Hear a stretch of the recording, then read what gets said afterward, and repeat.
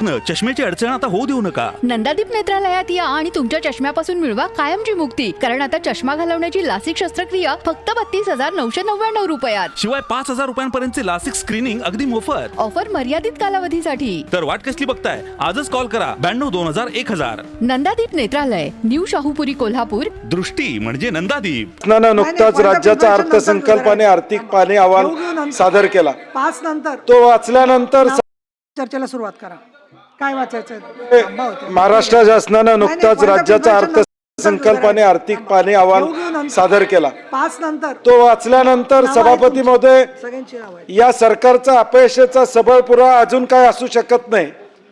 हा अर्थसंकल्प बघितल्यानंतर मला एकच वाक्यात याचा उल्लेख करावा लागेल.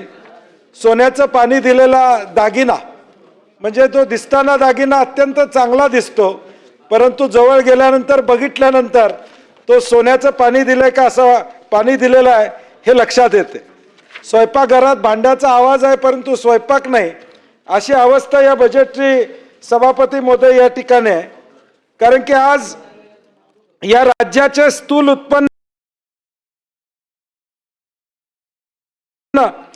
जीएसडीपी 51 लाख कोटी आणि विकासाचा दर 7.9%. या अर्थसंकल्पात एकूण 7,69,467 कोटी रुपये प्रस्तावित आहेत. 2047चं जे स्वप्न दाखवलं जातं त्यात 2047ला भारतात राज्याची अर्थव्यवस्था $5 ट्रिलियन होईल असा रोडमॅप दिलेला आहे. शेतकरी कर्जमाफी, गावातील रस्ते, सिमेंटचे स्टार्टअप, युनिकॉर्न यावर बरेच या अर्थसंकल्पात सभापती महोदय बोलले गेलेलं आहे. विकासाचे तुम्ही 3 टप्पे सांगितले आणि 2047 पर्यंत हे टप्पे गाठण्यासाठी या ठिकाणी काय केलं पाहिजे याची माहिती सरकारनं दिली असती तर बरं झालं असतं. कारण $5 ट्रिलियन हे आकडेवारी बघितल्यानंतर सभापती महोदय नेमका हा विकास कशा पद्धतीने होणार आहे ही शंका येते.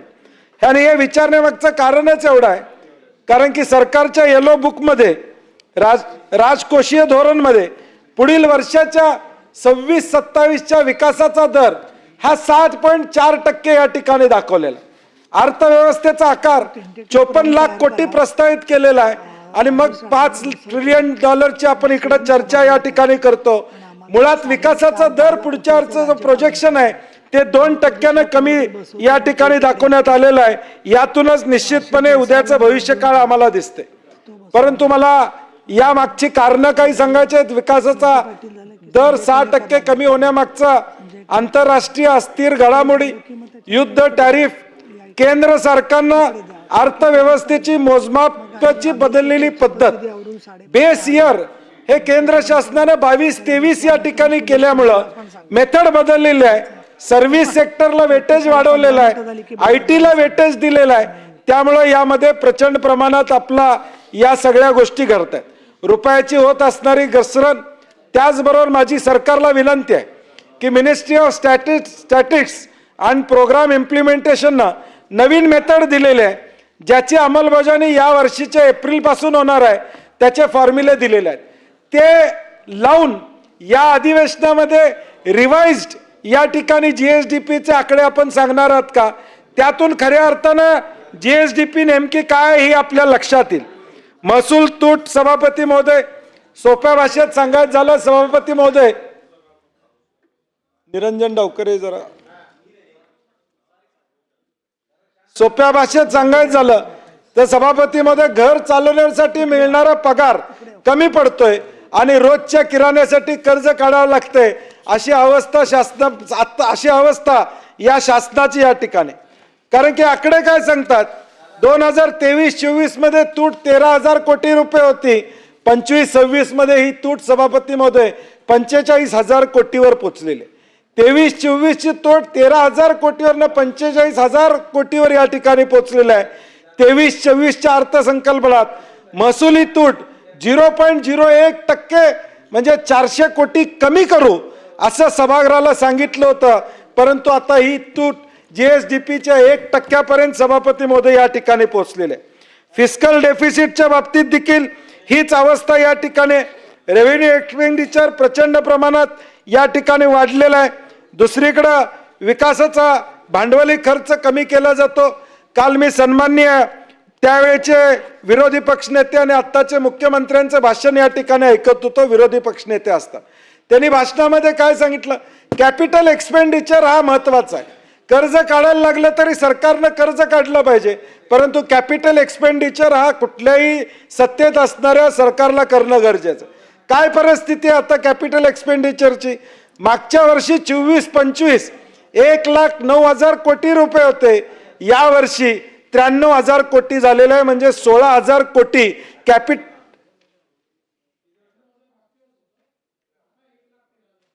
बीम्स मधले आकडेवारी सब ठीक आहे, आपण आपल्या उत्तरात ते हे करत असताना 70,000 कोटी रुपयाची बिलं ही अजून देखील सरकारची या ठिकाणी दिली गेलेली नाहीत. हे देखील या ठिकाणी महत्वाचं. सभापती महोदय, त्याचबरोबर 23-24 मध्ये व्याजासाठी 45,000 कोटी रुपये द्यावे लागत होते. आज तो आकडा 64,000 कोटी रुपये या ठिकाणी पोहोचलेला आहे. कर्ज काढण्याबद्दल दुमत नाही, परंतु कर्ज आम्ही वापरतो कशासाठी, त्यातून या ठिकाणी रोजगार किती निर्माण होणार आहे, कॅपिटल एक्सपेंडिचर या ठिकाणी किती होणार आहे, हे महत्वाचं या ठिकाणी असणार आहे.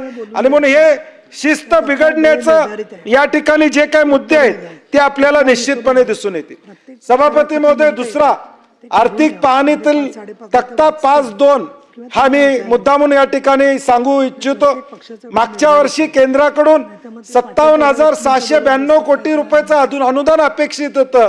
यावर्षी ते त्या ठिकाणी कमी आलेलं अशी माझी माहिती या ठिकाणी आहे.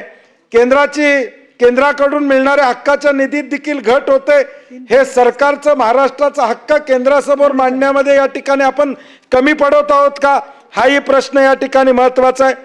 त्याचबरोबर कर्जाचा डोंगर ज्याचा उल्लेख आपण केलेला आहे की 9,32,000 कोटीवर या ठिकाणी कर्ज पोचलेलं आहे. मागच्या वर्षी 8,39,000 कोटीवर आहे. त्याला उत्तर सरकारचं निश्चितपणे असणार आहे की आपली कर्ज काढण्याची क्षमता आहे ती 18-19% आहे. 25% आपण काढू शकतो, मला मान्य आहे. परंतु मी जो मुद्दा मगाशी मांडला की तो खर्च आम्ही कशावर करतो हा महत्वाचा विषय आहे. तो खर्च कशावर करतो याच्यावर आमचं भविष्यकाळ या ठिकाणी महत्वाचा असणार आहे. आता तो आज पुढच्या वर्षी सभापती मध्ये तो 11 लाख कोटीवर या ठिकाणी कर्ज पोचणार आहे. प्रवीणजी, सूर्य मावळला आणि सूर्य अस्त झाला की 250 कोटी रुपये दिवसाला आपण या ठिकाणी कर्ज काढतो. सूर्य मावळला आता उगवला की मावळेपर्यंत 250 कोटीचं कर्ज या राज्यावर या ठिकाणी वाढणार आहे. ही राज्याची अवस्था या ठिकाणी होणार आहे. आणि या राज्यामध्ये सभापती महोदय आता या 26-27 मध्ये जे बाल जन्माला येईल त्याला पोलिओचा डोस देत असतानाच त्या ठिकाणी तुझ्या डोक्यावर 93,000चं कर्ज हे देखील सर्टिफिकेट या ठिकाणी द्यावं लागेल. हे वास्तव या महाराष्ट्राचं या ठिकाणी. परंतु सरकार निश्चितपणे याला उत्तर देणार आहे याची मला कल्पना आहे. डेप टू GSDP मी ज्याचा उल्लेख मगाशी या ठिकाणी केला, परंतु तो 17.2% आता 24% या ठिकाणी पोहोचलेला आहे. हे देखील आपल्याला नाकारून या ठिकाणी चालणार नाही. 1,98,000 कोटी 2024-25 ला कर्ज काढलं होतं. आता परत ते 2,25,000 कोटीवर या ठिकाणी येते. म्हणजे जवळजवळ 25% आपण ही वाढ या ठिकाणी करताना आपण या ठिकाणी दिसतोय. त्याचबरोबर सभापती महोदय, अत्यंत एक महत्वाचा विषय या निमित्तानं सन्माननीय मुख्यमंत्री महोदय देखील या ठिकाणी आहेत. पब्लिक अकाउंट हे आपले अकाउंट्स या ठिकाणी या राज्याच्या अर्थकारणामध्ये कशाचे आहेत? कर्मचारी भविष्य निर्वाह निधी, ठेवी, विविध राखीव निधी, सस्पेन्स खाते व्यवहार, हे सगळे अकाउंट आहेत. परंतु मागच्या 2-3 वर्षापूर्वी, 3 वर्षामध्ये किंवा त्याच्यापूर्वी देखील कदाचित हे घडत असेल, परंतु मागच्या 3 वर्षातली सभापती महोदय आकडेवारी वाचली तर या पब्लिक अकाउंट मधून 24-25 मध्ये 25,000 कोटी आपण घेतले, 25-26 मध्ये 37,000 कोटी आणि या 26-27 मध्ये 22,838 कोटी हे पब्लिक अकाउंट मधून या ठिकाणी सरकार वापरत. हे सरकारचं उत्पन्न नाही आहे, तात्पुरत्या स्वरूपाचं आहे, कारण की भविष्यात ते परत करावे लागणार आहेत. हे आता कर्जाव्या स्वरूपातच आहे. हे मला माहित नाही की या आकडेवारीमध्ये हा देखील कर्ज या ठिकाणी इन्क्लूड आहे का नाही, परंतु पब्लिक अकाउंटमधून या पद्धतीचे पैसे आपल्याला घेणं हे कशाचं या ठिकाणी काय चिन्ह आहे आपल्याला लक्षातपणे दिसून येईल. त्याचबरोबर सस्पेन्स खातं, या सस्पेन्स खात्यावर जवळजवळ 26-27 मध्ये 22,709 कोटी रुपये या ठिकाणी त्यातून घेणार आहोत. तात्पुरत्या खात्यामध्ये सस्पेन्स अकाउंट काय तात्पुरता कधी तर लागला, चेक वटला नाही किंवा इतर गोष्टीसाठी कॅलॅमिटी असेल आपण ठेवतो किंवा मायनसमध्ये सुद्धा अनेकदा आपण पैसे देण्याची तरतूद त्या ठिकाणी करतो. परंतु 20-20 हजार कोटी रुपये सस्पेन्स अकाउंटमध्ये ठेवून नेमका त्याचा उद्देश या ठिकाणी काय कळत नाही. ह्याच्यापेक्षा सभापती महोदय महत्वाचा विषय, पब्लिक अकाउंट मधले आकडे सुद्धा जुळत नाहीत. येलो बुक आणि ग्रीन बुक यामधली आकडेवारी जुळवायचा प्रयत्न केला तर ती आकडेवारीचा फरक काही 7,000 कोटी, 3,000 कोटी, 4,000 कोटी असे फरक या आकडेवारीमध्ये. म्हणून जे मी मगाशी म्हणलं की हा बजेटमध्ये प्रचंड चुका आहेत, फक्त दाखवण्यासाठी बजेट या ठिकाणी मेजर हेड 2020-75 ह्यामध्ये अचानक वाढ या ठिकाणी झालेली आहे. या बजेटमध्ये 24-25 मध्ये 500 कोटी रुपये होते, आता तब्बल 6,800 कोटी रुपये आलेले आहेत. ही रक्कम मिसलेनियस खात्याखाली दाखवलेली आहे. प्रत्यक्ष याचे स्पष्टीकरण प्रत्यक्ष वेतन असे देण्यात आलेले आहे, परंतु वेतनावरचा खर्च मिसलेनियस खाली कसा येतोय का, मग हे वापरण्यासाठी जिथं गरज आहे तिथं वापरण्यासाठी या ठिकाणी आहेत. आणि म्हणून काही स्पेसिफिक प्रश्न, या पब्लिक अकाउंट मधला निधी खर्चासाठी वापरता येतो का? मेजर हेड 20-75 मध्ये 6,800 कोटी रुपये खर्च नेमका कशासाठी आहे याचं उत्तर मला येणाऱ्या भविष्य काळात या ठिकाणी या उत्तरामध्ये अपेक्षित या ठिकाणी असतं. ताज्या घडामोडी पाहण्यासाठी माझा महाराष्ट्र न्यूजला आजच सबस्क्राईब करा.